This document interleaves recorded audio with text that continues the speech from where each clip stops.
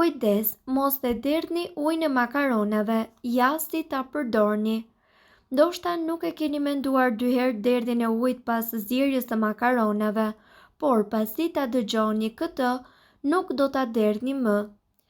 Mask për fytyrën. Në një filxhan kafe me ujë makaronash mund të shtoni pak tërshër për të përfituar një mask në formë skrabi. Aplikojë në fytyrë dhe mbaje për 20 minuta. Më pas shpëlajini me ujë të rrjedhshëm. Lëkura do të jetë më e butë dhe më e pastër. Uji të makaronave mund t'i shtosh edhe një lugë kafe mjalt dhe ta aplikosh si një mask tjetër në të njëjtën mënyrë. Mask për flokët. Uji i makaronave është po ashtu mjaft i mirë për skalpin, e pastron, e zbut dhe hidraton lëkurën.